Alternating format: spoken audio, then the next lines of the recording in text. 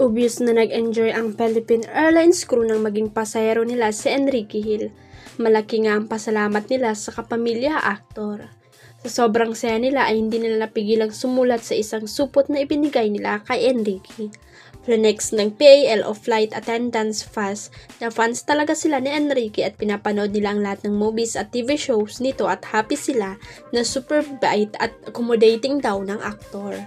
Dahil idol nila si Ken, kaya naman gano'n na lang ang kasiyahan ng crew nang makasama nila ito sa plane from Tacloban to Manila. Actually, maging si Enrique ay natuwa rin sa nasabing handwritten note, kaya agad niya itong pinost sa kanyang Instagram story.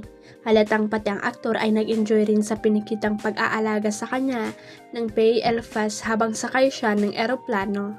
Samantala mukhang makikaagaw na si James Reid sa pagiging in-demand performer sa mga iba't ibang ganap sa mga probinsya at iba pang lugar. Tulad kasi ni James ay mabenta rin si Ken sa mga festival at kung ano-ano pang events. Mukhang paborito ng mga organizer ang aktor dahil talagang crowd favorite raw ito at pinagkakaguluhan ng mga fan. Ang maganda pa, marunong magpasaya ng mga fans si Enrique.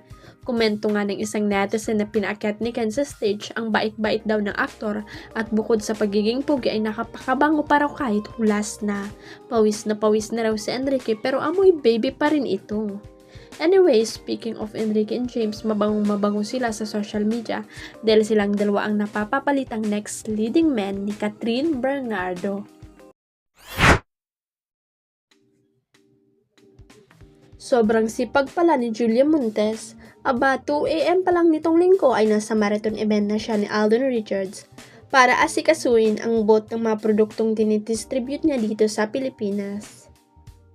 Chika pa sa abante ng businesswoman, philanthropist na si Pinky Tubiano hanga siya sa kasipagan ni Julia. Of course, alam naman natin na super rich na si Julia at ang karelasyon niyang si Coco Martin. Pero yun nga talagang ang aga niyang gumigising kapag may mga event na may booth ang produktong dinidistribute niya dito sa atin.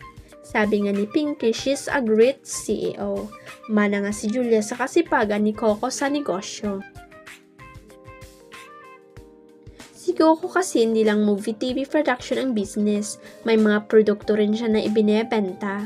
Ang bongga ng kombinasyon ni na Julia at Coco sa negosyo dahil pareho silang masipag kaya naman patuloy ang sobra nilang pagyaman.